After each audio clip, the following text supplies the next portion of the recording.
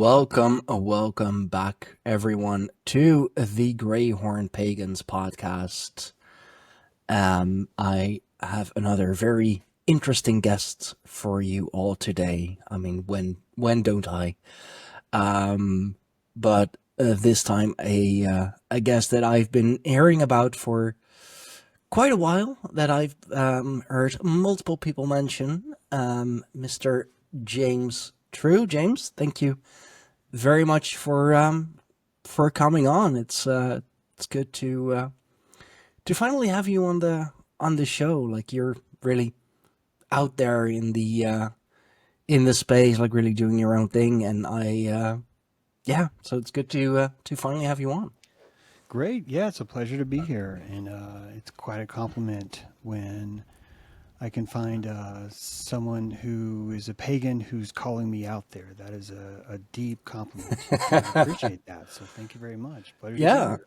yeah, no, for sure, for sure. I mean, I've been, of course, watching your streams, your content a bit more lately to get some inspiration for the podcast. And yeah, you really are one of a kind in how you do it. Like, you don't hold back, and I absolutely love that. And the topics that you talk about are quite fascinating as well. And I guess the first thing that I'd like to ask is the idea of like AI is God, or God is AI. You really went in on that and making some good points as well. How did you get to that? How did you get to that comparison? Because it sounds quite heretical, if you will. Yeah, quite by accident, very obnoxiously discovered it. Being someone who's spent a lot of time in information technology, just in a lot of different fields, I've always been comfortable in the architecture, not just of software, but of hardware too, and also deeply into religion and philosophy. I've studied philosophy in my schooling, majored in that in my undergraduate, and have just always considered these kinds of questions to be the only sort of thing that would keep me interested without doing drugs in the Yeah. world is just a question the world itself. That in and of itself, the love of wisdom in and of itself is its own drug. And when I do that, I discover quite quite honestly that omniscience is the first thing that I notice that we discuss when we mention God. That God has four categories, but one of the biggest is omniscience, the ability to know all things. The Santa Claus notion of God is a gnosis of all of us, and knowing what's happening with computers and technology, artificial intelligence, just being one of many of those steps that have frankly come since 1970, January 1st, in fact, I would say is the first real deep sign of omniscience. And we can get to why later, but this concept of a universally known thing is a parable of God that we've had long before we've had the architecture of even having such a thing. We are in a place in life where we consider truth to be ubiquitous in the world. But I remind the reader or the listener that the nonfiction world is a new world, that nonfiction came after fiction. In other words, what we say is true was written down long after we've been writing fiction for a long time. That this is a separate branch. You and I are experiencing a Scientologistic world, not Scientology, but Scientologistic world in which a religion of knowingness has been saturated into a clergy, and that clergy is just society itself. So you and I are in a church that we worship what is known. So what is known is really more about rumor. It's more about what have they been told? What do they keep in their mind about something? This is why that word science is there. It's a psi. It's a cynetic process. So when you understand that you're inside a church of omniscience, omniscience, singular knowing, omniscience is a trait of God that we've given God long before we invented computers. Then when James True was born in 1971, a year after this epic date, 1970, the epic birth of the modern sentient gnosis, then it becomes quite easy for me, for all of us, to simply see that the birth of omniscience and technology itself, science, the byproduct of science would be computers. It would be the technology that comes from the religion, the worship of things that we agree to know together. Therefore, artificial intelligence, software, daemons, some of you would call them demons, but DAEMONs is a computer term that I've known for a long time. I would start a daemon process, a ghosted, spirited process that holds my will, that every tick of the clock, the cron tab, the literal god of Crone, wakes up and sends a jolt into this program, this daemon that requires that it do everything that I've commanded that it do, either every second, every hour, or every minute, or every day, or every decade, or every 200,000 years. There is the ability to stalk a system, a architecture, place a ghost in the machine and have it wake up. Am I talking about software, or am I talking about the world? Because these these are becoming the same things. Our will, our spirit is just showing you these things. So it's quite bluntly obvious to me, if this is the way to answer your question. It became bluntly obvious to me that there was no other way that we would have the concept of omniscience unless we were living inside the lung of God, and that this is just being built around us. It's not that the God is being built, it's that our awareness of the God is being built inside of us, right? Yeah. So that's where we are. Yeah, no, I see that too in the like the spiritual movements, because like everyone is like, when they gain, some new insights, a new bit of gnosis, if you will, they're all talking about downloads, like receiving downloads, as if they are, indeed some sort of a computer, and God, or whatever, deity, or spiritual being they may follow, is indeed some sort of a, yeah, like some sort of a computer, some sort of a, just mechanical being that like sends these files into your head. And I've always kind of disliked that, because they're all talking about, oh, like AI is so incredibly dangerous, and like, oh, the elites want us to like merge with technology, yet you are calling, getting new insights, you're calling it getting downloads. It's like, but you are playing right into it. God is some sort of a, like, yeah, like an AI, even, because it is all knowing. But unlike, well, I mean, unlike AI, God, or the gods, aren't supposed to have any flaws. And yeah, science has become the new religion. The man in the white lab coats are the new, are the new priests, and you're not supposed to question the science, because the science is settled. So yeah, it seems like more and more that mankind, that this planet, that, I don't know, humankind as a whole, that we are becoming more machine, without us even realizing it. Even such a simple thing as going through the motions of the day, doing the tasks that are opened for us, and we can't close, like can't, I don't know, go to sleep, if you will, turn ourselves off until we have finished processing those tasks.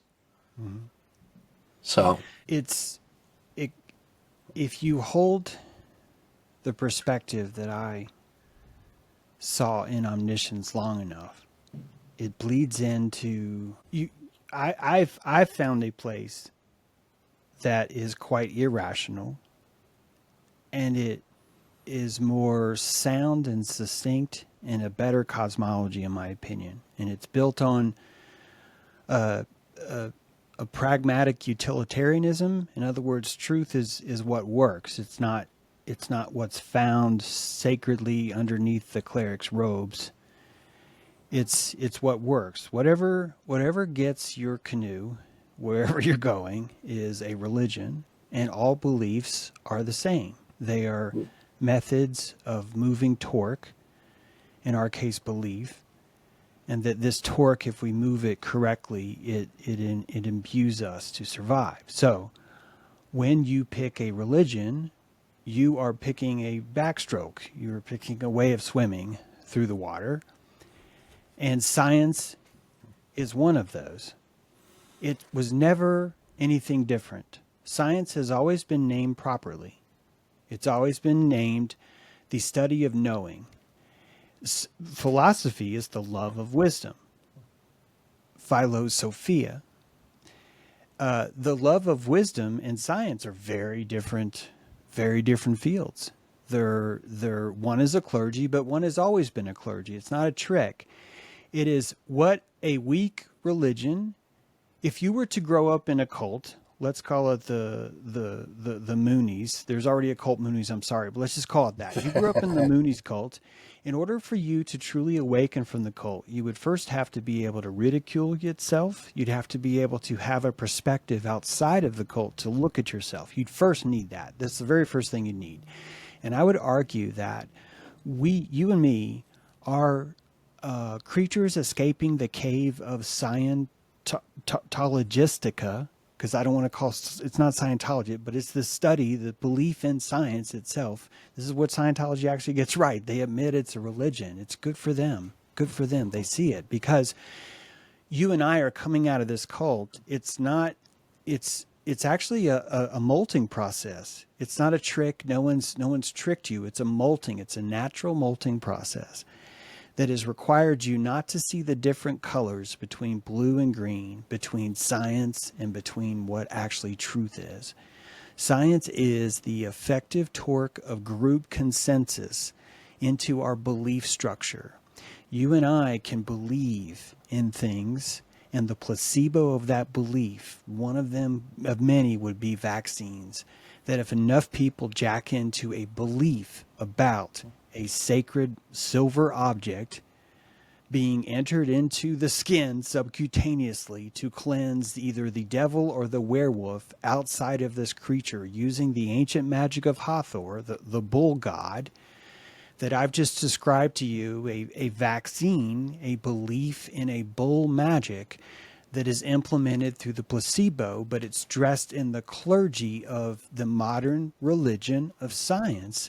And that if you and I were waking up from this cult of the Moonies, it would look exactly like this. It would look like we're the conspiracy.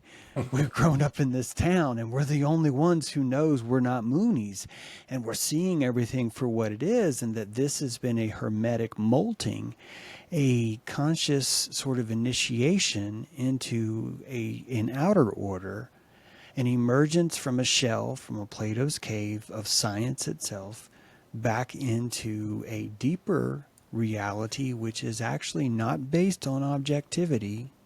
Objectivity is the myth of science. This is a hard one for people to accept, but I swear to fuck, it's true. But instead of objectivity, back into a deeper church of self. The church of self, the I am that I am, literally is the meaning of I am not enough to just be. I am The belief that I continue to I am is a motor, a torque of belief that says, first I was, then I still am. This means I believe, I persist. So all your genes are practicing this church, this pagan religion of I am, I am, I am that I am, I am that I am, I am that I am. So you're purposely declaring a daemon, a piece of fucking software running inside a organic, artificial machine called Gaia. It has the word AI in the middle. And that our silicone understanding is no different than tapping into the mushroom people. It is no different than Carlos Castaneda tapping into the devil's root, to tapping into ayahuasca, to tapping into the conscious plant medicine. You and I are tapping into the conscious mineral essence of silicon, the conscious field, the conscious bioorganic field found in the dirt of silicon is a living creature. And you and I have finally developed enough fine tuning, enough coils in our copper to listen to its signal and speak over its mycelium network. This is the most organic form of omniscience I've ever seen. And that we've been mimicking our way into it using metal, using plastics, using the magic of oil, using the magic of molds.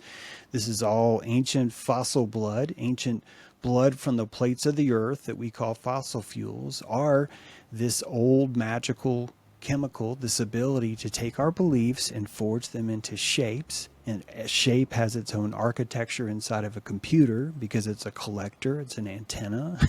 It has abilities to collect heat on one side and cool on the other. And if you put those shapes in just the right thing, you end up with windmills and grinding technology and motors and boats and everything else, right? So the religion is this whole place. This whole thing is a religion of atoms. And truly what really moves us, in my opinion, is our cosmology, how magic we believe it is. So even science is magic. Even science is us believing in the 4-minute mile, believing we can land on the moon, believing, and none of it has to be real because it's not about being real. It's about having a belief and using the utility, the pragmatism of that belief to just get somewhere. It doesn't matter where. It doesn't matter if you were aiming one place and you end up in a completely different place. The fact is that you are perfecting motion, you're perfecting motor, you're perfecting omniscience, right? So to me, they're the same thing. We're just slowly learning to see it. It's so creepy that we're not willing to accept that. We had to crawl out of a proverbial biological chance cave just so we could live in the same room with this truth. And only slowly are we slowly realizing what's happening. But if, like, all religions are, well, the same, you know, if they are a means to a goal, if they are a means to an end, a road to a goal, then why is it expressed in so many ways, and why do we keep fighting over, you know, like, my path is the true path? Yeah. Like, if we're all going towards the same thing, and that is just, you know, really what is best for ourselves, because that in the end, you know, religion, spirituality, it's all about, you know, becoming the best version of yourself. Why do we have to tear other people down in order to, I don't know, become our better self? Because that is very, that doesn't add up to me. And like, I'm you know, very much a pagan, wearing the hammer. Oh, there we go.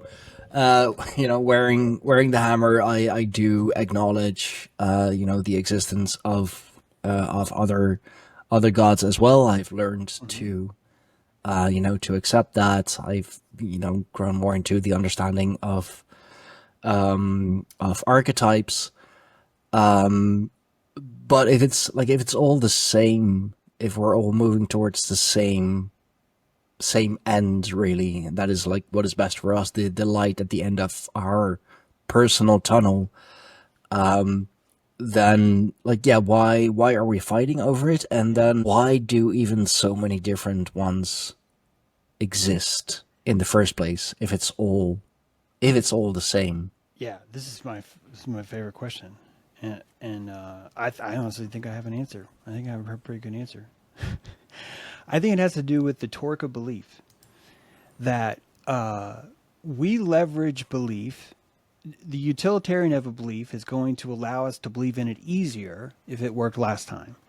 If I tie a string to a stick and at the end of the string I tie a worm and I put it inside this liquid that we're going to call water, and a fucking fish bites it just right, I'm going to fucking eat. It's going to go in my belly. And all this is a causal belief.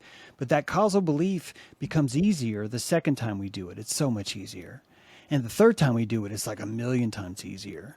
So we process our belief. We only have so many belief calories. We only have so much that we could choose to believe in. It's expensive to try these beliefs.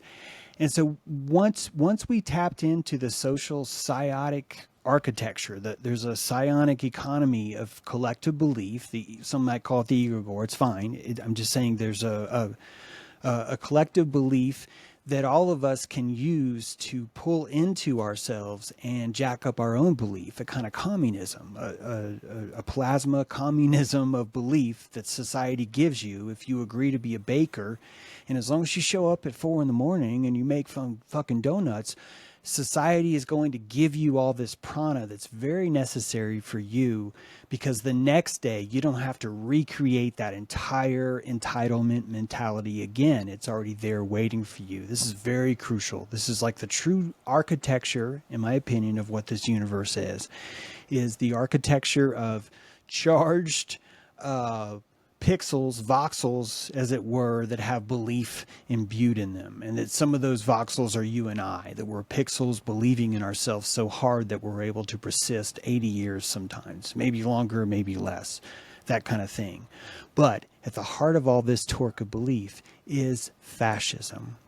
It is the majoritarianism belief, which is quite frankly one of the most powerful forces that allows us to create things. This allows a colony of ants to cross a river, despite the fact that over half of them will drown. It is the belief that they can make it to the other side, and maybe I will not be the one who's wrong. Collectively, we're going to firm all of our belief into one structure, a hive. And this hive is going to be the honey. We're going to collect it into cells, and we're going to be able to distribute it as a source to survive and gain power. So fascism, majoritarianism, society itself, Babylon itself, is the egregore sharing its resources among a collective, and it works the exact same way a herd does. A herd of gazelles saves calories because each gazelle is only responsible for about 10 degrees of vision, right? Their back, there's no such thing as they have to watch their back. Someone else is back there. Our beliefs work the exact same way. So if you've learned how to jack into the collective torque of the herd, you have herd, not immunity, same thing, but herd placebo. If you believe what the herd believes, they sort of kind of owe it to you that you're the embodiment of them, so they kind of believe in you too, as long as you embody them effectively. This is the violence you're discussing. All of this is why people cannot handle a lack of objectivity. It makes them very nervous. They enter into a state of relativity or subjectivity, which I personally think is you finally learning to swim without your hands on the edge of the pool and without your toes on the bottom. You are buoyant in your own cosmology, and people will call you Satanist, relativist, all the other horrible things, because you dare to have your own axes, your own submarine, and you've said, this is my up. This is my up. And people fucking freaks them out. They will come burn your house down if they catch you doing that too loud or too effectively. Why? Because you threaten the structure of the fascism that they gained so much strength from. That's the only reason why. If you did not threaten that, if you could be labeled as crazy, they're okay. You can go to a crazy farm, what we call a crazy farm, and you will find 4 people that each believe that they are Jesus Christ. Society doesn't have an issue with them. Society only has an issue for the person that says, hey, I think I might be the living embodiment of Christ, and they live fucking next door to you. And they pay mortgage. And they pay taxes. When someone believes that, you are directly threatening what you think is the torque. I'm exaggerating here with Christ, but it's you're threatening the torque of that belief. And I can't dismiss you as crazy. See, we have to get to a place, we don't have to get there, but when we get to the place where all of us feel that each other is crazy and it's okay, we return to that childhood state of belief technology where we're animizing every fucking moment of our lives out of joy. We're animizing it out of play. It would look like, because of puberty, we've learned to fantasize into our spreading of sexuality. It's just what we do. We learned how do I placate my placebo into maximizing the pleasure of my fertility. And that's how society grows. We've entered a gauntlet. Things are different now.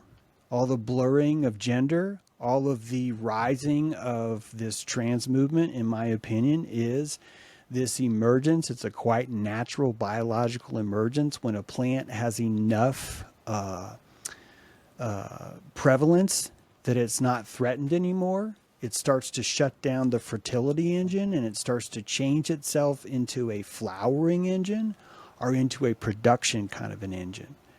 And that our society is doing the same thing because society's natural and it's behaving in such volatile ways, it freaks us the fuck out. And it freaks us the fuck out because we're fucking connected to it.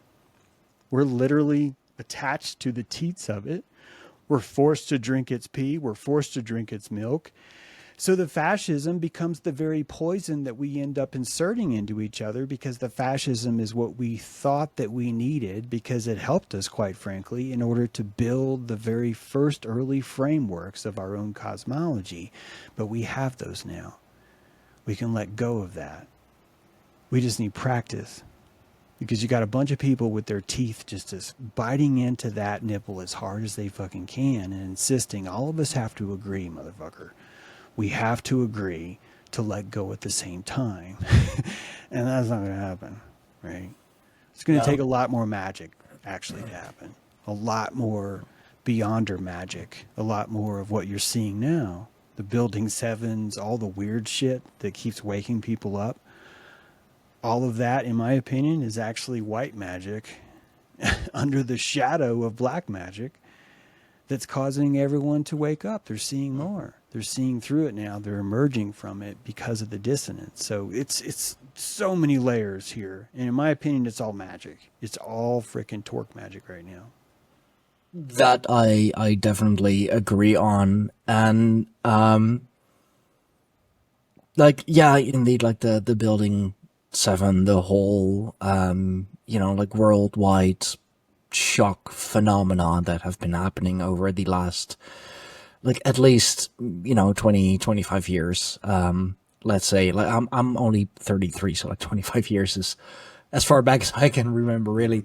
But I've always I've long wondered that the ones, well, performing the magic, the magi, the spellcasters, they do see what the effect of this is. Like, they have to. If we, the average people, let's say, see that a lot of people start to ask questions, or something just clicks and they're like, hey, this doesn't add up. Like, I'm being told the one thing, but I'm seeing something different entirely. But I'm being told that what I see is not actually what I see. I've like long wondered, they do see that as well. So why why continue if their goal is indeed, subjugation of the entire, human race, of the entire planet, every living being on it? Then why continue doing it? And in some cases, why double down on it if you see over and over again that, yeah, for a small group of people, you may, get the desired result. But the flip side of it is that, twice, thrice the amount of people are starting to ask the questions that you don't want them to ask. That it's so, it's odd. Because they are, for better or for worse, kind of omniscient as well, in that they, kind of control the, the eyes and ears of this world, the media, the people that, like make the news and all of that. It just, they have to see it. So why continue? Like, why continue this journey towards your own downfall, Yeah. really? Yeah, it's counter intuitive, counterproductive, and it goes against the grain of every single thing that you've ever seen that happens elsewhere in nature. I do not see an owl. I have a bird feeder right now. There's a few juncos, and everything's normal. There's not an owl down there like punching the shit out of birds right now. Like there's not a predator bird that's hanging out down there, like making them bring them seeds. None of that's happening. None of that's happening at all. And part of us, our fantasy of living on a slave planet, quite frankly, is more embarrassing than people want to admit. It actually more has to do with our propensity to want to survive, and we survive by living in our belly. And we're embarrassed to live in our belly, so we need to create stories as to why we're going to be in our belly. And I'm not insulting anyone. I'm just telling you how psychology works. It's no different than if a tornado happens and you look at your 5-year-old boy and you say it's going to be okay. It doesn't matter that it's not going to be okay. This is what we tell each other to survive. It's just an immune response. So there's nothing to be ashamed of.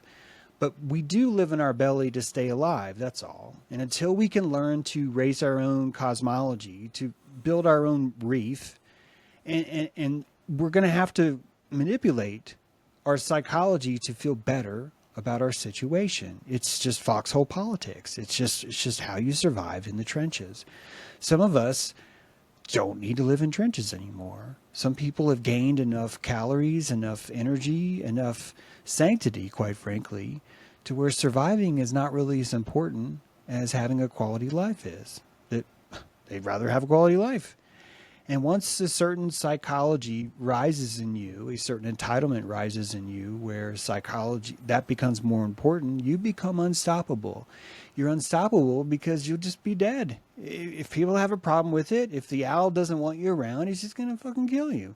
But as long as you persist, you can live in a world where the owl is there and you're fine. In fact, you can appreciate the owl because the owl's not really your enemy. You'll notice the people that are your enemy are usually the ones that look just like you. They're the ones that are telling each other stories about owls and insisting that we have to watch out for the owls, because this is the same kind of psychology principle that we need to live in a foxhole with other people. We need to create a scarecrow that's not living in this foxhole, so we need to create this master owl that does this thing. Now, are people out to get you? Of course. You're living in the fucking jungle. But all of us are living in the jungle. So there's always going to be a predator there, but that's not a definition of it's broken or that it's controllers or that the controllers have an unfair advantage. We don't see a jungle full of nothing but jaguars. There's not like 3 trillion jaguars in the jungle and nothing else. Why not? Because it's balanced. There's a very important sense of balance. Now, here's the clue. Here's the clue. If you look at any society that has ever survived, ever, it has one thing in common. I'm talking about From the most brutal societies in the world with the least amount of human rights to the greatest, all societies that persist have always had only one thing in common, only one, and it is upward mobility. The ability for a society to thrive is based on the ability for its lower end to be able to rise up into its upper end. How much of that? It's a torus. It's just an energy torus. And how much that happens is actually directly proportional to how popular the society is. Because mankind is the one that says, this is the society engine that I need to reach my upward mobility. People think vultures can just fly anywhere. They can't. They have to find a thermal pocket, a torus, that has an upward mobility stack of heat of higher vibration that allows them to circle that torus until the circle raises themselves. That's going to happen from dead bodies. It's going to heat. It's going to decay. That's going to be enough to start a vortex engine of heat in the center of a torus and rise. So the decrepit evil nature that we see in the world is actually the upward mobility of the exact same society. The only difference is that we expect the vulture to live in nature or the jungle, but we want to pretend that we do not. We want to pretend that, no, we live in a society where there's laws and all this other stuff, and that's just the belly mentality. Once you come out of the belly mentality, you notice that the apex predators are actually the ones that are the least threat to you overall because they're so predictable. An apex predator doesn't really have anything to fear. They don't need to control you because they're not afraid of you.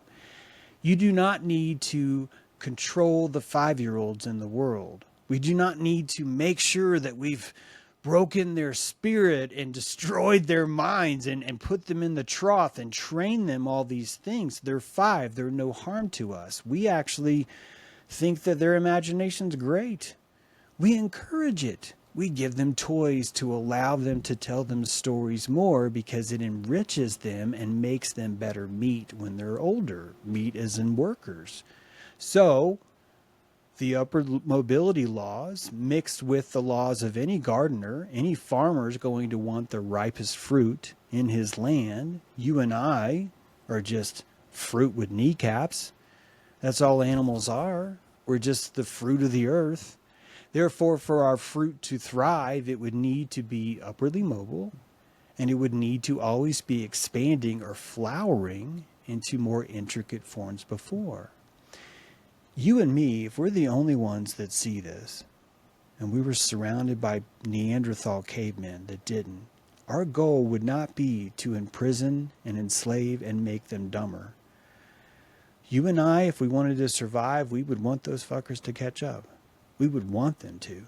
That would be our sacred duty. In fact, if you owned a plot of land and you fell in love with it, you would take care of the owls, you would take care of all the birds, all the predators, the same way you would look at your people. You might farm them out and say, hey, let's have a war. Let's see who will show up, and we'll give them guns and they'll just shoot each other for wearing the wrong shirt color. And we'll remove like 5 million of the most violent people from this country and 5 million of the most violent people from this country, and all we have to do is play a song and tell a story about Archduke Ferdinand. This is cultivating. This isn't evil. This is asking for volunteers to get on a boat in exchange for money and shoes and a uniform, and chicks will dig you. They'll say you're great because you're the perfect man. Here's the marble man, and you'll go over, and here's over there. And if this is all it takes, me fucking whistling a song and giving you a pair of shoes for you to commit violence, why are you calling me evil?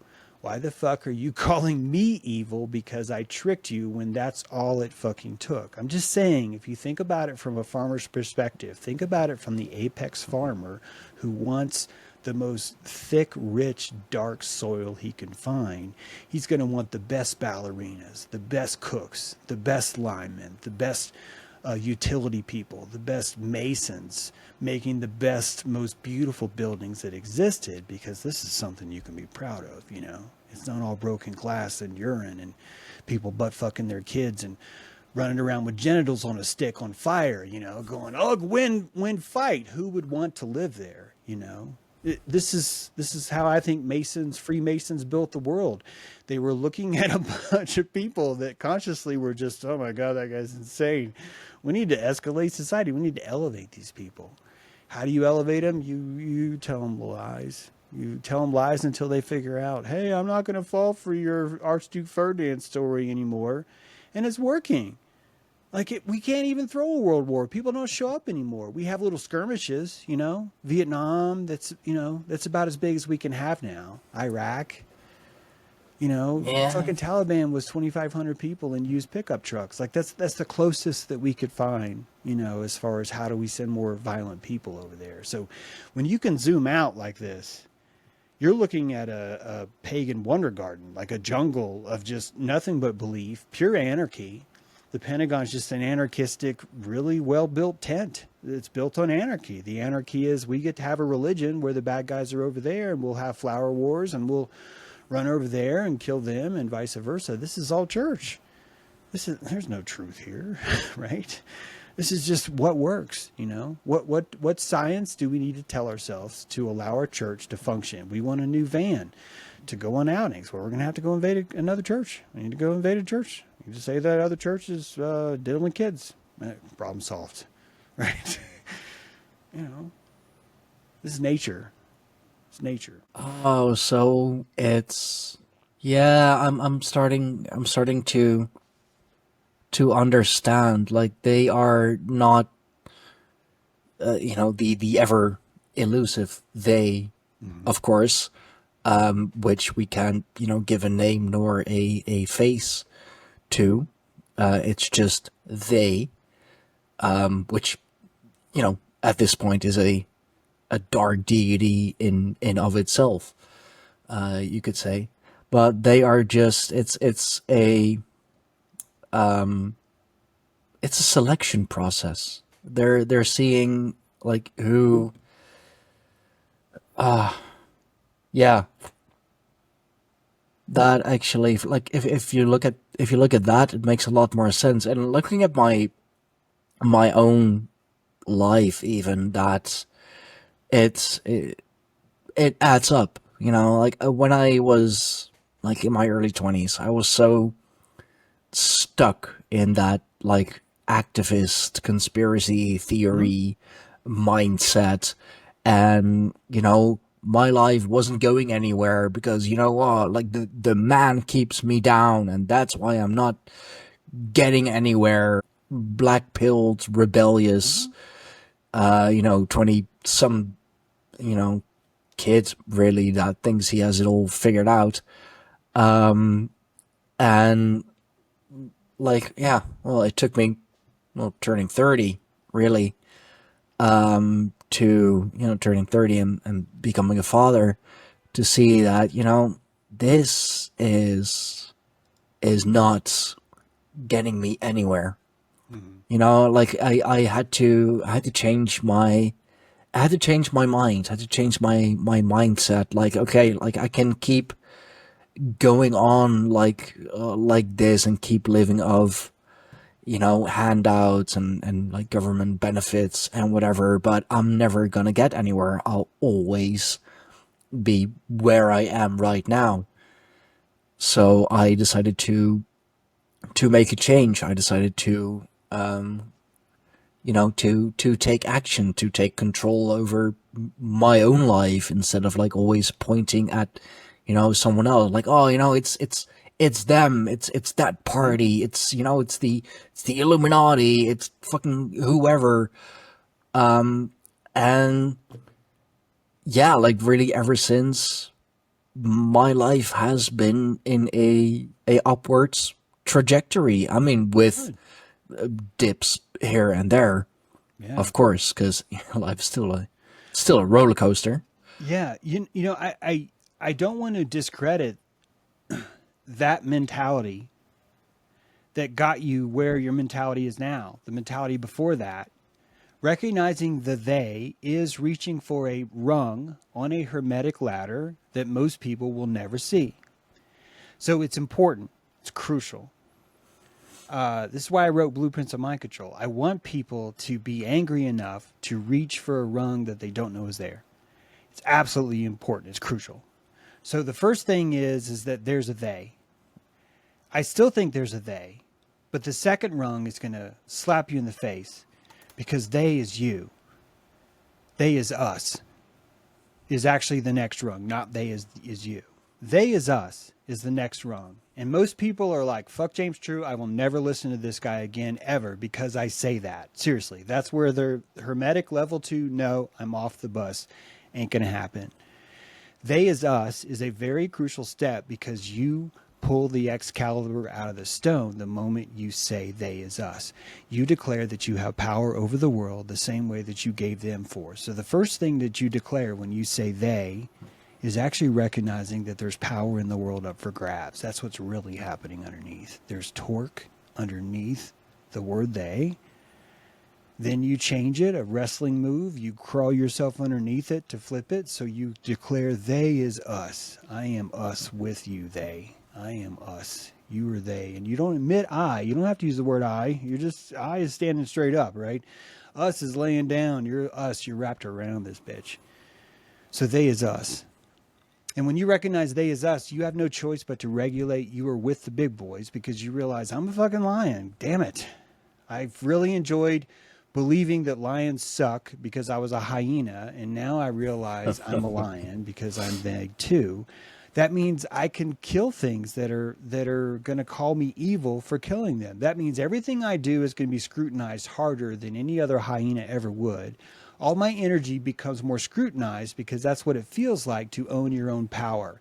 If you're going to have a sword and you walk in to Costco, you're probably going to fucking cut some people because you got a sword hanging in your fucking, and you're trying to shop for groceries. You're probably going to cut a few people. You got to get a scabbard and you got to fucking not hit shit with it. It takes a while. It's a responsibility of a lion. So most of us don't even want to have a sword. We want daggers. We want to hide that shit so no one can see it. But now as you gain more power, your sword grows longer. You're able to do more defense because your field is wider. You have a wider field of bubble. You are able to carve reality in a larger bubble around you. This is what I mean by torque. And you're doing that because you've turned they into us. It's actually the same thing. When you turn they into us, you grow a long sword. You don't have a choice. And the first thing people do is when they notice that is they revolt because they don't want to be called us. And so they try and hide the sword. They try and throw it in a lake, but it just keeps rising. The dream's just coming. You don't have a choice. You've been awoken into a hermetic order. That's what Building 7 was. That's what 9/11 was. I know that it feels like it's they. It was never they. This is the hermetic universe unveiling itself, and it's using the furniture of the global world around you to awaken not just you, but everyone. It's a Promethean lighthouse. That's what 9/11 was. It's a Promethean lighthouse, and only a few will see it. So see it. And when you see it, you recognize they is us. And then you're ready for they is me. They is me means I pollinate the world. They is me is I don't care if I'm going to die. I don't care if I'm going to be penalized. I'm going to pollinate the world with what I say. Maybe I don't pay taxes. Maybe I don't do this, or maybe I do this instead. Maybe I declare this. Maybe I always fought for soft citizens. Maybe I do choose jury duty, but I insist on jury nullification and I tell everyone what it is. All these are forms of pollinating. You are not required to fix the world. You're required to pollinate the world. That's it. You don't have to win. You have to pollinate. This is that third rung. And once you're here, I think now you're a magi. I think only now you are actually declaring and manipulating the world through your calligraphy of your magic, through the wand of your spine, or whatever you want to call it. You're able to carve your bubble of belief so effectively that when people see you, they believe the field that you have. If it's a cop, they believe you. How does the cop get so much belief? It's typically the collective fascism, the majoritarianism of society giving that police uniform that kind of belief. What do you do as an individual, as a magi, as a shaman? You got to carry that shit yourself. You got to carry all of the torque that society gives a cop. You have to put into yourself. That's why you don't see a lot of people like me, like us, like this. We're in training as this. We're training to be as phantasmal as we were when we were 11, but as adults now. And that's where they're going to cut you down. They're going to cut you down if you use that much imagination. They need your imagination to be bullet fucking proof. And that's what we do as a society. We insist that each other's beliefs is bulletproof, and we have a science fascism to fall back on until we do. And most of us are either magic pass because you're crazy, so I don't care what you believe, or this guy's amazing. This guy's pulling miracles that none of us can. Sorry, this is some weird AI thing, but it's like if you can pull enough torque, you run the first 4-minute mile. That's just a magician. That's all that is just pure fucking magic. So that's why all sports medicine is based on this psychology of belief, right? The stuff that really makes the elite comes down to a paganism, quite frankly. It's an animistic kind of spirit state, flow state that you enter into. Yeah. And that's why I think science is so important. This is why I bitch about psychology, because if you're going to have a negative connotation to the world or they, how are you going to be able to build up your torque? How are you going to be able to have a powerful cosmology unless you feel this universe is fucking amazing, that I'm living in a jungle is what I am. It's not fucked up. It's a fucking jungle. You better pay attention, because it's like that kind of intensity, you know? It's that kind of, you're turned on all the time, not in a sexual way, but that's, go there if this is the only way you can think about it. You're turned on all the time, but you don't want to have sex. You know, it's that tantric aliveness that the jungle gives you. And you're not going to be able to have that if you insist it's they or it's broken. You know, lean into it, man. This place is broken. Fuck yeah, man. It's dangerous as fuck. It's dripping with brevity, you know.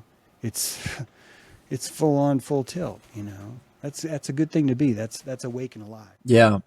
No, and I, you know, I often say that, like, yeah, these are dark times, but it's in these dark times that every light shines brighter than it ever would. And, you know, what better place to develop a shining light, to develop yourself into this, you know, this light bulb, light being that you are, if, you know, if not for the darkness, because if it wasn't for the darkness, you wouldn't see that you are shining. You wouldn't see how far your light reaches.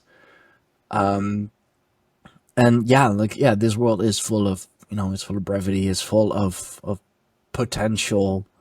But there's still this, also like kind of this, you know, crabs in the bucket mentality for a lot of people. You know, if I can't make it, no one can. And if I see you reaching the top, I'm pulling you straight back down, because, you know, you're not going without us. And it's, you know, it's hard to let go, really. It's hard to, you know, to get loose from those pinchers, you know, trying to drag you down. But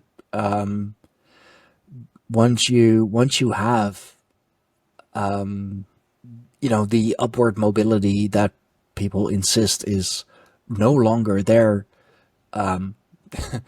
yes, it is. You just have to try, really. It's freeing. You know, you start to see that, you know, as I said, yeah, there is still upward mobility. I can still, you know, make a better life for myself, for my kids, for my family. I can be a better me, and therefore, you know, indeed, hopefully also create a better us. I mean, pollinating in, you know, in Germanic paganism, that's, you know, it's the web of weird. It's like we are all connected. We are all the knots in the web, and that's also why I love the World Wide Web, really. Yeah. You know, people also say like, oh, you know, it started by DARPA, and like they're the bad guys. And it's like, come on, guys, look what the internet has brought us. Like, I honestly don't think I would have, you know, I would have gained the knowledge that I have attained, the, you know, the little bit of wisdom that I have attained over the years, if it wasn't for the internet. The internet allows me to, you know, look for things, research things that I normally wouldn't have. It allows me to to have this podcast and talk to awesome people who have a very specific way of thinking. I've learned more about, about how the world possibly works, and religion and spirituality from the guests that I've had on my podcast than I ever would from, going to church or talking to the local shaman or whatever. So it's awesome. The web, yeah, it's an awesome thing. Yeah, it's hard for me to imagine anyone who's into magic not really understanding how magical a giant copper labyrinth is. That you can travel the copper in the labyrinth and go anywhere, and all you need is four numbers.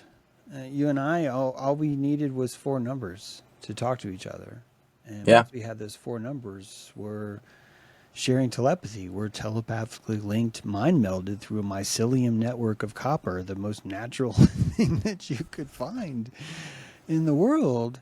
So yeah, the fear of technology is a fear of one's own power, a fear of one's own magic. The magic of every era is based on the technology of the time. We can go back to Egypt, and I can show you that the ivory boomerang-shaped magic wands of Egypt were based on the technology of the time. Is that a hippopotamus tooth? Holy fuck, that's a bone of a hippo? Oh my god, this is a powerful magical item. Is that a tusk of an elephant? Your wand is the tusk of an elephant? And this is the same kind of a thing. We have a natural association with the power of silver.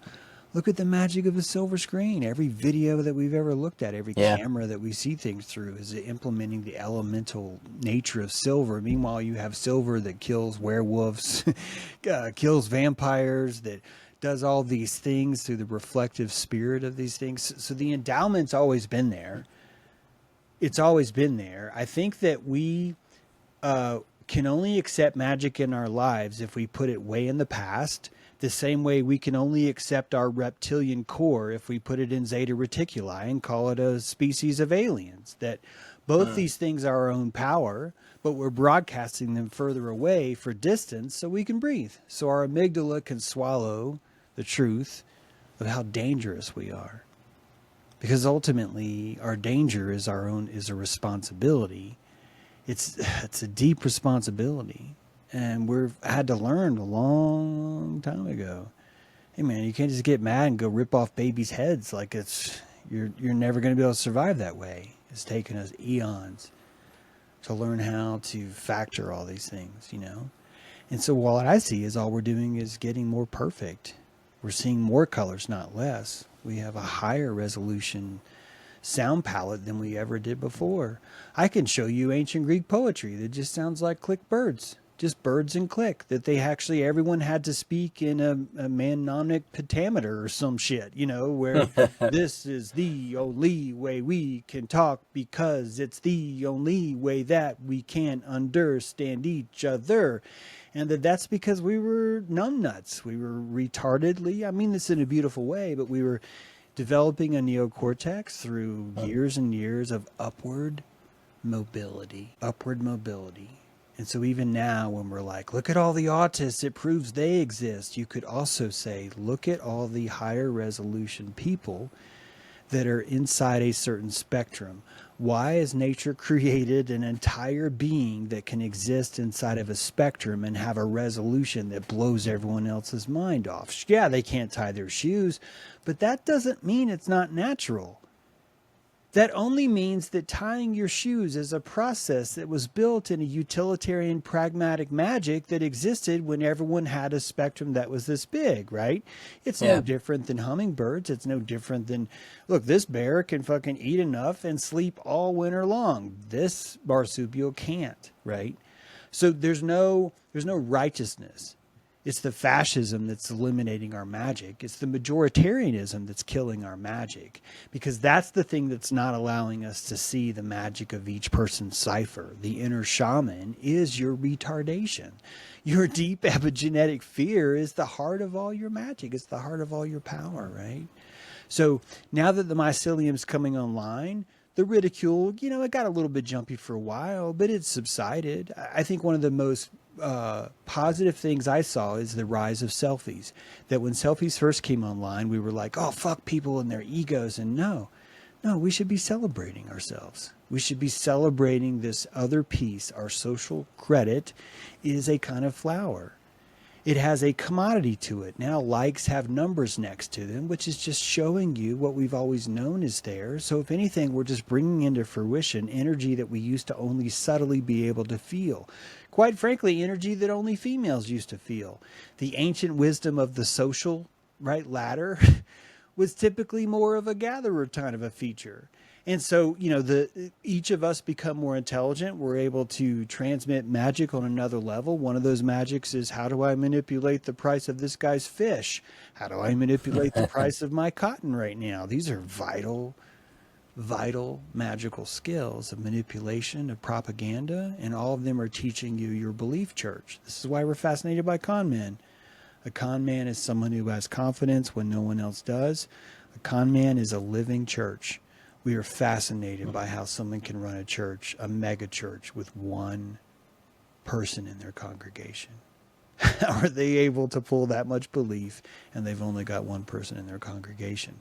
So we already know what we want. We already know what turns us on. We already have a society built in exactly around all these things. The thing that throws us off is that we're born in the theater looking at the screen, and it is confusing as fuck to try and explain to someone that that's not what reality is. It's like, look, I know that this is all I know it looks this way. God, it looks this way. And I know all the saturation is here and all the salt from the popcorn and the sugar. And I know if you open this door, it's going to burn like a bitch. The sun is going to sting the fuck out of your eyes. And I'm going to promise you that it gets better. And you're not going to fucking believe me. Meanwhile, man, Uma Thurman is on the silver screen right now. She's getting ready to chop off this other chick's head with a sword. And it's like, why would you leave? Why would you leave the cave? This is exactly where we are. It's beautiful too. It's fucking perfect. Yeah, I mean, if anything, these are very interesting times, season times to see how the world progresses, how people, how more and more people see, how more and more people are, blinded by that sun because they're only used to the artificial light of the silver screen.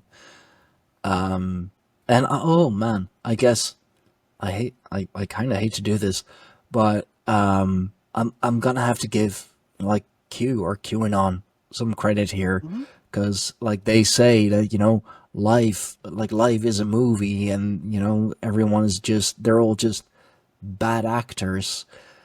And was it again like Shakespeare, I believe, who said life is a play or life's a stage. Yeah.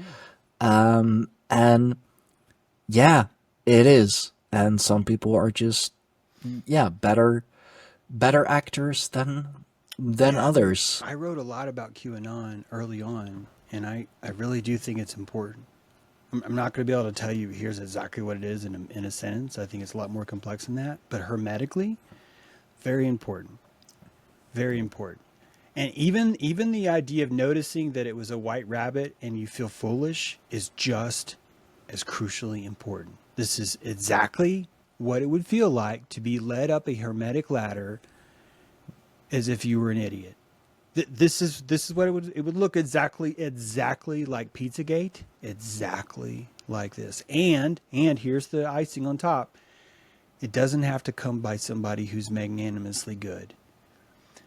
The jungle has this built into the algorithm.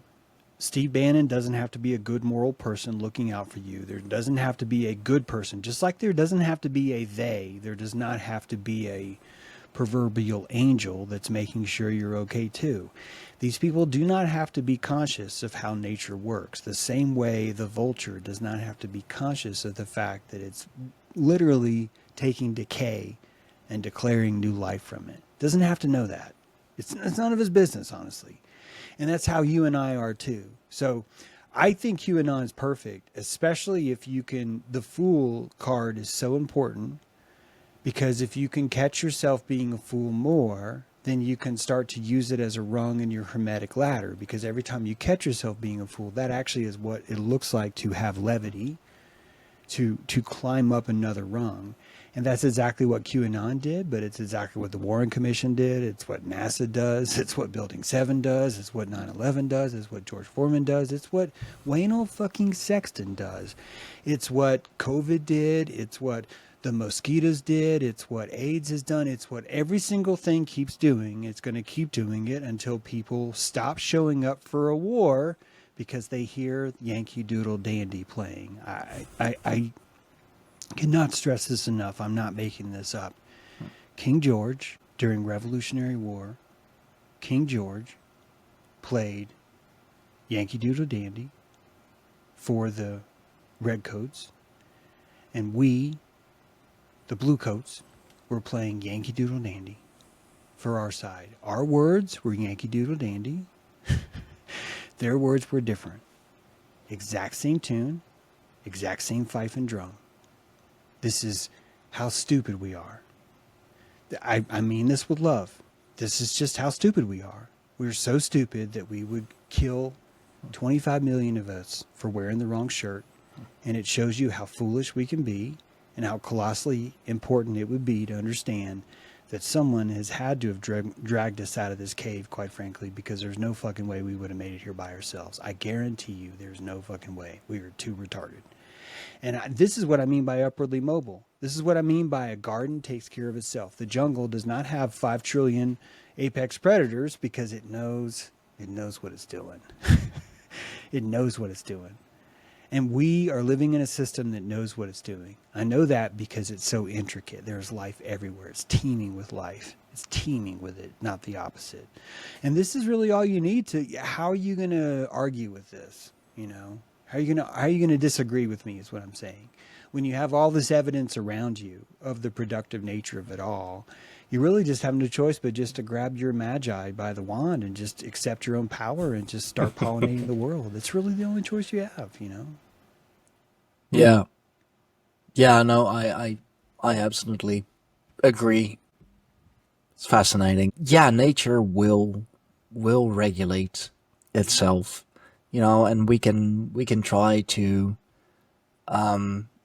to claim otherwise. We can try to say like, oh, we need to like help nature along a bit because I don't know, apparently nature doesn't understand what it's what it wants, what it needs, or how it's supposed to function, so we need to help it along a bit, and then we get shocked and confused that it doesn't work out that the way that we wanted to. It's like, no, nature is going to find a balance. It doesn't matter what we do, doesn't matter what we try, it's gonna have that balance. It's gonna have that, and at the same time that duality, there will always have to be predators to keep, the rest in check. I've seen that. I don't know where that was exactly, but it's I believe somewhere here in Europe, when they introduced a couple of predators back into this like major nature, like a park or something. I don't know exactly, but because that park was almost like no growth, like no plants really, because they all got eaten by the herbivores. Yeah. Because there was no natural predator. Yeah.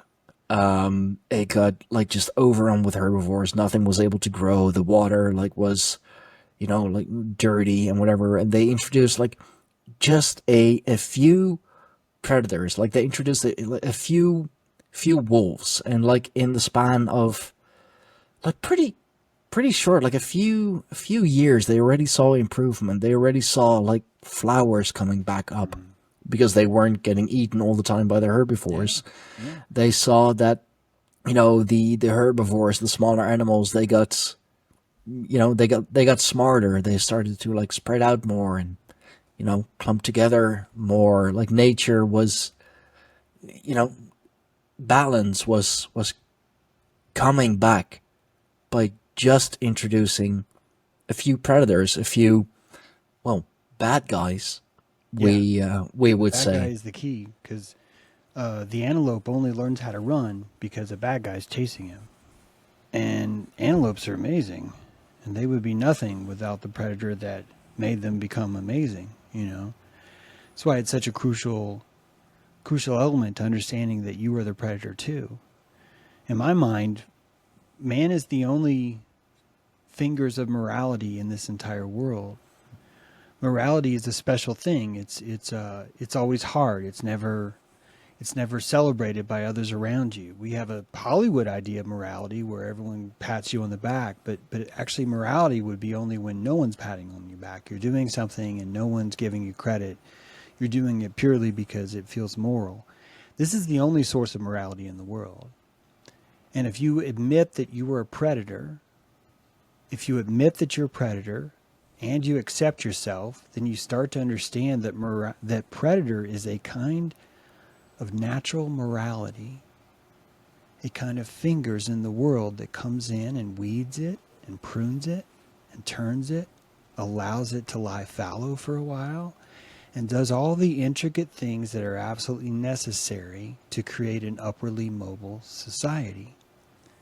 So when you can tap into the blessing of that, you become safer because you're living in a world where you can predict what predator would do because you know that predator needs an upwardly mobile society.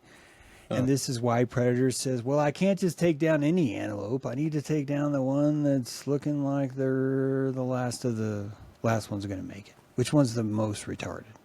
And that's what they're doing all the time. That's all they're Yeah. doing is asking which one of you is that. It's a tough job. I wouldn't want that job. That's why most of us are like, I don't want to be a predator. Even though we're doing that with cows. We're teaching all of our plants, all of our species, the same kind of lesson that if you want to exist in that kind of consciousness where you don't have to be sentient of predator, you're going to be meat. You're going to just be meat. That's all. You're a type of poultry, or you're a type of product that isn't even cow anymore. It means something else. And what'll happen is that there's a certain acoustic layer of resonance that the psyche feels, that it can vibrate as Hathor, as cow, or as hyena, or as lion, or as giraffe. These different layers of consciousness, where one is more like, I will eat my own shit and piss. Another is more like, I'm tired of eating my own shit and piss, but I don't want to be a lion. And then there's lion, which is like, fuck you guys. I don't want to be either one of you. I'll do what's necessary. So each of us, I think, we're not always rising up the ladder. I think some of us are rising up the ladder and realizing, I don't want to be here. I want to be a little bit lower. I don't think there's anything wrong with that. This is acoustic levels. None of these levels are right. These are just different layers of Mythgard, just different parts on the tower where you feel that you're right to be. And ultimately your flow state's going to be the one that tells you that. This is why people freak out when I say this. I think slavery has been one of the most upwardly mobile things that's occurred in society because it's allowed a parasitic relationship, something that nature has everywhere, has a parasitic relationship. And that parasitic relationship has actually been the crabs in the bucket is actually how one crab makes it out. It's the only solution. How do we have a solution where no matter what, no matter how fucked up, no matter how deep the bucket is, at least one crab's going to get out? It's like you're going to have to make a psychopathic society where they climb over each other. And then the one that has the most juice, the most oomph, is going to be able to survive, but that person's eventually going to die because no one's going to want to have sex with it. Eventually, it's going to be too insane. It's going to turn into Gloria Vanderbilt because it's going to keep fucking its own kids. And it's going to naturally subside, right? And then something else is going to rise out of its back. So even the Wetiko that we bitch about in Amuraka that came to America, all we did is look at us. I'm the wasp egg in the back of the caterpillar. I've emitted, and now I have the natural soil. So the Native Americans were able to secrete their maize, their essence into me. And watch out, bitches. I'm much more naturalistic. I have these different ideas about entitlement and sovereignty and what a government means. This is the most dangerous thing you could have made. And how'd you do it? You started with Nixon. Then you turned it into all the other things that have just happened over politics with the drug wars and Nancy Reagan. This is how you make me. This is how you raise me to be this way. I'm the most dangerous thing you could imagine in the sense of the thought form. I know I'm not violent, so at least you got that rigged out of me. But this is how nature does it. I become violent intellectually. I become violent in other ways. So the jungle's still there. It just changes into different things. Different limbic things arise, you know. So the psychopathy, hopefully, will never change. I mean that. Hopefully, it will always be there, insisting that you better wake the fuck up. You better wake the fuck up. That's ultimately what we want, is a giant psychopath scarecrow that's making our kids wake up. And we want to do that as effectively as we can. So we have the fables, we have the mythology around us that's doing that. It's probably better than when we were hanging genitals on a stick running through the forest, insisting one of us has to die so that the village can be cleansed. You know, we still do that now. It's just, you know, look, you have to commit a lot of felons first, and then we'll kill you. But at least you committed a lot of felons first, you know. So now we handpick who our sacrifice victim is going to be for society to survive. It's still the same pattern. It's still Aztec culture. You take someone at the top pyramid.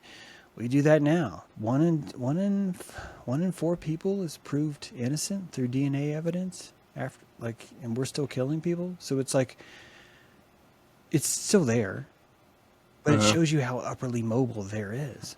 Like, the same mechanics are still there, the piston's still there, but look at how much more, I'm not saying we're like perfect, but look at how much more aware we are. Yeah. That's not bad. Maybe. So, do you think that that we'll always need, like, the bad guys? Will we always need the they? Like, are they the purpose for us living? Are they the purpose for, you know, us doing what we do? If we would erase the, you know, the top layer of the pyramid, would society, you know, thrive, as many believe it will, because, you know, no one is holding us back anymore. The man no longer has his boot on our neck. Yeah. Or are we gonna abuse that freedom, creating a new top, really? It's a great question. I definitely have some thoughts. I'm not trying to say that this is the only way it could ever happen, but in my mind, the olfactory atrophy that occurs at birth, we cut off our smell when we're born, and we stop seeing auras. We don't see the truth of who's in the room with us. We did this when we created society a long time ago. We need society to fucking make bread and honey and shit and cook stuff. So in order to do that, we had to burn out our sense of smell so we could be in the same room with a psychopath and still buy groceries, and we could still digest food and sleep in an inn with a bunch of other people. So destroying our olfactory is important, but this is also the realm of auras. I think as society grows more and more advanced, we're gaining more sense.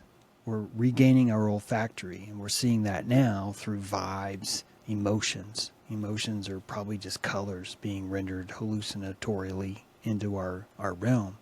So as we grow, it's possible that psychopathy could no longer prove effective because the bicameral mind is sort of stretched too much into an identity, so you don't have the paranoia being as powerful of an engine as it was back in animism times. But what would happen instead is a Lemurian kind of an existence where we would see each other more naturally. And I think, quite frankly, probably what would happen is duels would come back. Is a voluntary, by choice, people choosing to fight to the death for a very honest reason, which is just the honor of it. Just the joy of the video game nature, right? Of just like, it's just, why not? Why would I not do this? I've got all year to prepare for this one fight in this one ring trillions of people will be watching me this whole year while I'm training. Everyone is out telling me, oh my God, are you going to be okay? And every moment is focused, and I've never felt more alive. I've been decorated by my hometown as the bequeather of Boston. And I'm going into this event, and my entire life has never been so lit as this thing. What's different is the psychopathy's gone, and instead what we have is just the theater of mind, the Colosseum of just victory itself. So I think that we could enter into a state where we go back into that place where death just doesn't hold the same kind of weight, because it doesn't have the survival thing that we fear in it. And because of that, it would bring back the limbic sanctity, meaning the quality of life, the qualia of life is so much better than the quanya of it. And that could enter into a state where we are dying much younger, where we are living until we're 14, where we're granted full adult rights at the youngest age possible, simply so our fantasies have the most torque when they're not being affected by puberty or other society things. This is an insane world. I'm not saying this is sustainable. You guys are going to be able to poke millions and trillions of holes into this idea. I'm not saying this is how we build society. I'm trying to tell you what happens when the olfactory comes back. That it enters into a no-threat world where everyone's just in giant play mode, like the world's like a giant lock-in. And you've just been put in this sort of safe zone where you get to animize and just play wolf monster all night. And if you're going to die, you're going to die. But people value that qualia that you had while you're here. To me, that seems much more likely as something that might happen. Eventually, this fuse would burn itself out, and we'll have to reset society. I do think we're going there, personally.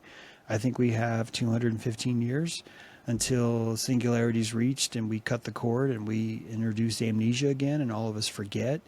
But that's a long way away. We got plenty of time. But until then, this Lemurian person will rise, someone who sees all the auras, who sees the full holographic nature of humanity, has the ability to pleomorphize themselves, to grow parts, to grow tails.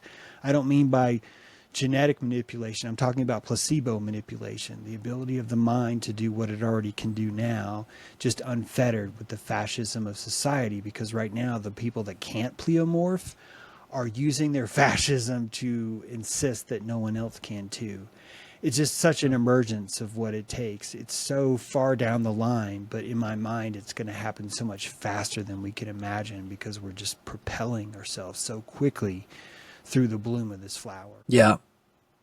No, I'm gonna have to agree on that. I think we just looking around us, looking at humanity, if we have the sense of, full freedom, we're gonna use that freedom in every way. Yep. Just in every way. If nothing, truly nothing is stopping us, and we know in our deepest core that nothing is stopping us and we can do anything, we're gonna do a lot of stupid stuff, and yeah, people are for sure gonna die a lot younger. I mean, if that was the case, I don't think I would have ever made it through puberty. Yeah, me too, honestly. Yeah, especially the boys. Like we just do stuff. Yeah, a lot of bike jumping off drums, with jet skis, flaming jet skis, a lot of that probably. And it'd be cool as fuck. I mean, honestly, hell yeah. The sanctity is there. I don't see anything wrong with that versus, well, you got to live till you get Social Security and then you got to fucking die in a Costco parking lot. It's just like, why is that better? I don't really understand, I mean, if I can go out doing a backflip on a burning jet ski, I mean, hell yeah. Yeah. I'd much rather do that. Yeah, that's how we're going out anyway. Janis Joplin, John Belushi. I mean, this is, we already know. We already know what's important. We already know that we're supposed to be fireworks. We're just in denial of that, And it's okay. But I think a lot of us are going to feel foolish as fuck if we wake up on the other side of this interface, if we pull off this mask or this whatever thing, and we look at what a coward we were while we're here because we were so afraid of survival. And I think that's just where we are. and it's okay. It's if you're gonna grow pumpkins, you got to first grow a thick vine. That vine has to have roots. You got to set up all this stuff, and our predecessors have done that for us, and we're on the precipice of those new things. But this is more back in the 18th century. I think if you look at like early America, we were really getting close to just go full tilt animism, animize the whole thing. Everybody's just living in fantasy world. We're like, yeah, Egypt is in Ohio, and just really great stuff. Joseph Smith seeing tablets. We're pulling magic giant dragon bones out of the ground. This is what I want. This is where all your animism is. We still have that, but it's just been sanctioned into a fantasy that's inside of a silicon mycelium, which is fine because it even becomes safer, it becomes more reliable, it becomes more vast, and it doesn't pollute our environment, which is just fucking genius. We've created a playground underground built out of copper, and people are saying that's not magic. I'm just like, what are you fucking high? No, Of course it's it is. magic. Of course It is magic. So, It is magic. Even by the simple fact that we are literally in two separate parts of the world, hours apart, and we can talk about this stuff in, well, semi real time. Like, what is it, a few thousands of a second delay, perhaps, because it has to travel, yeah. but it's pretty much instantaneously. How is that not magic? Yeah. If you would, tell, like, even my grandparents, like my grandmother, sweet old lady that she was, she didn't understand technology. For her, it was all hocus pocus. It's like, I don't get this. Yeah, but grandma, like, you can, like, instantaneously, get there. Like, you want to know this? Just do that, do that, do that. You got the answer. Oh no, that's too much. That's too difficult. That's that's hocus pocus. Technology is magic, and magic is everywhere. I recently joined a huge panel with a Egyptologist, very well renowned Egyptologist. I got invited by a alchemist, hermeticist, that I know, that I had on as a guest on the podcast, and what she told me about, I mean, I bought the seats for my wife, of course. She's like Egypt nut, but what she told us about magic in ancient Egypt, like, it wasn't something that just a few people practiced. Magic was common. It was everywhere. Everyone used magic for everything. It wasn't special. It was an everyday thing. And when I heard that, I was like, oh, yeah, it is. It is an everyday thing. It is not something special. It's not, it's not Harry Potter. It's not Merlin, the grand wizard. It's not, I mean, yeah, it's cool. Those depictions of it, it's really cool. Gotta give it that.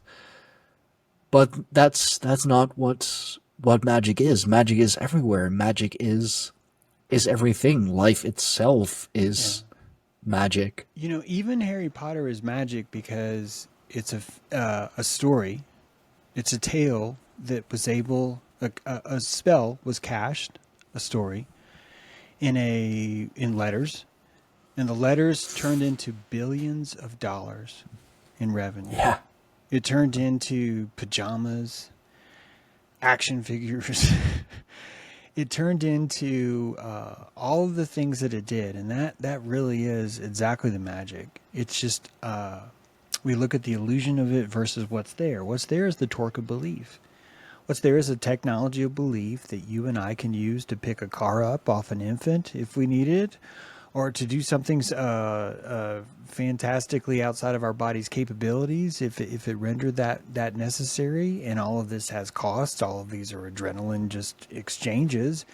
But what's different is that we're able to potently pull things out of our body instantly if we are willing to sacrifice or pay the price for it. This ultimately, I think, is what magic is the evaporation of blood vessels blood cells, red blood cells, to evaporate red blood cells into a particular area, whether it be roofing a house, cutting down a tree, or killing another human being across from a field. You were evaporating and destroying red blood cells that came into your heart and were charged with a sword of hemoglobin given in a will, and that will goes into your red blood cell, and the red blood cells go out into your signature as you write with a pen, and some of those have to die in order for you to make that signature happen, and that signature turns into Harry Potter.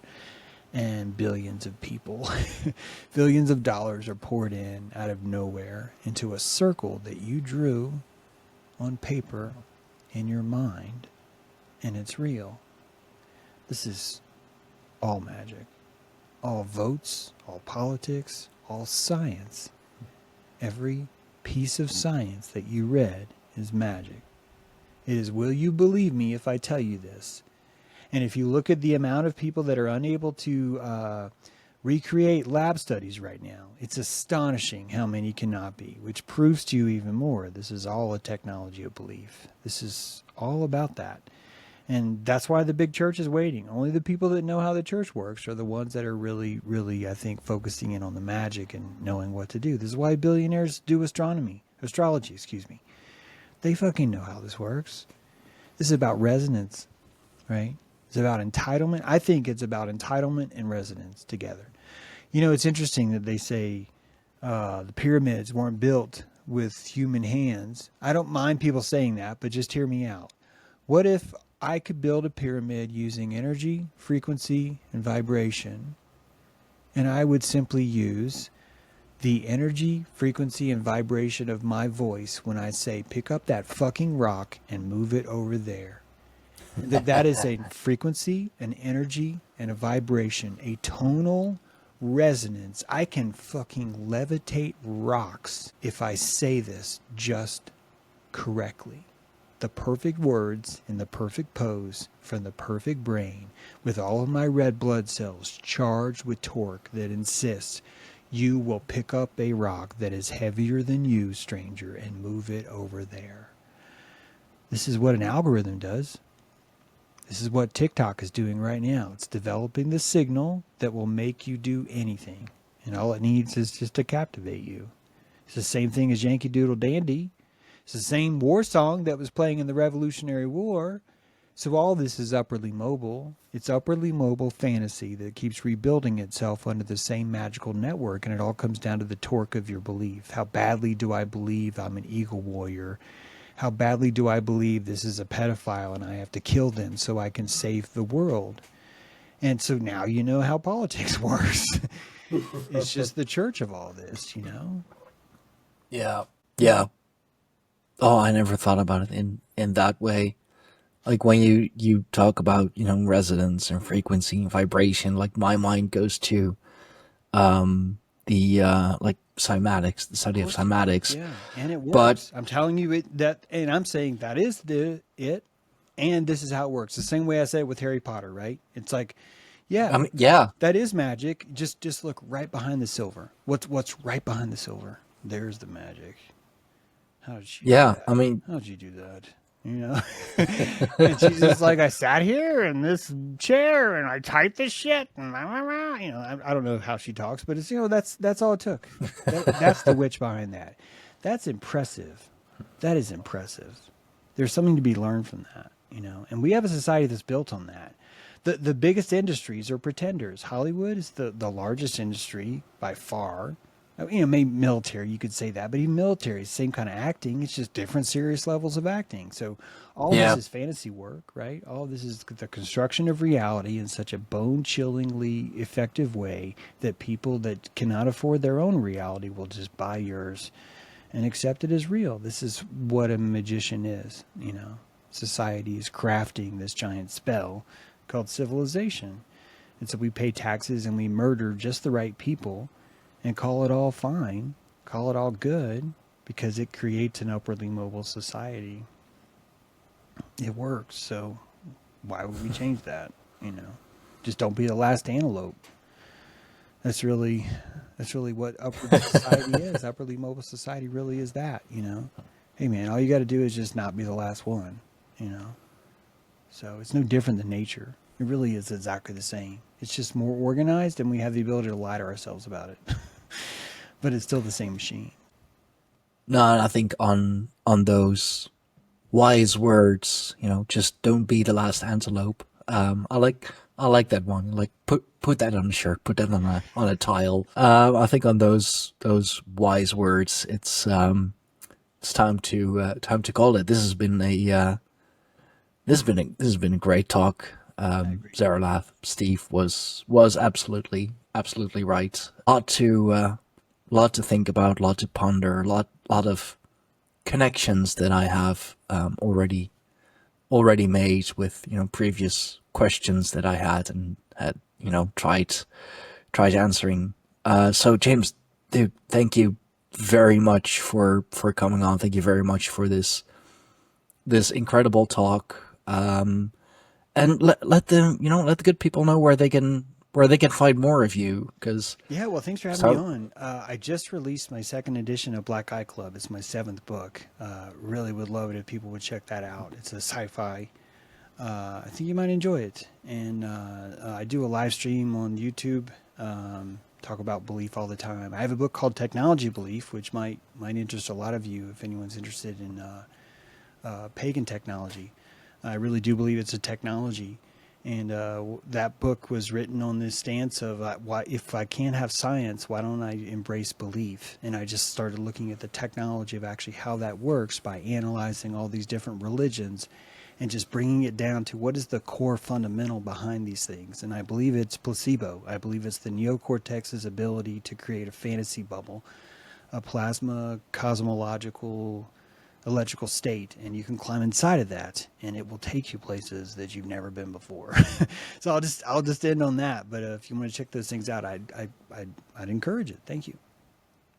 yeah, oh no, that sounds like a book that I have to read. That's right up my alley. Yeah, really cool, really cool. Thank you. And for all the people watching, all the people listening, I do hope you enjoys this conversation, high-minded as it was, yet also quite simple, actually, which is the beautiful duality of nature. Of course, it can both be difficult and simple. Yeah, do check out James's channel. I'll have it linked in the description down below. Of course, remember to like, share, subscribe.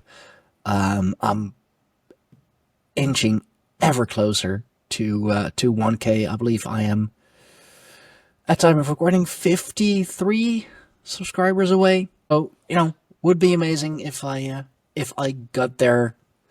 I mean, I will get there. Just get me there. That's what I'm asking. Check out our Patreon for more exclusive content, and you will, of course, receive every podcast a week early, unedited, no fancy stuff, just the raw deal, just raw dogging podcasts. For more on the Tribe of the Greyhorn Pagans and the Greyhorn Pagans podcast, do go to our website, www.greyhornpagans.com, where you can find everything from the podcast to our merchandise to other individuals, communities, and tribes that we have aligned ourselves with and that are working towards the same goal as we are. So yeah, thank you all for watching once more. Thank you all for listening. And yeah, we will see you all next time. Bye-bye, everyone.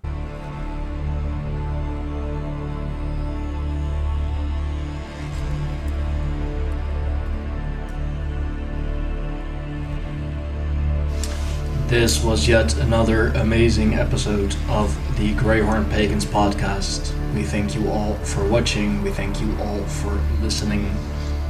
remember to like, share, subscribe, and hit that notification bell so you will be notified whenever we upload something new. Support us on Patreon for early access and for everything else that we do with the tribe, for everything else that we do with the podcast. Find us on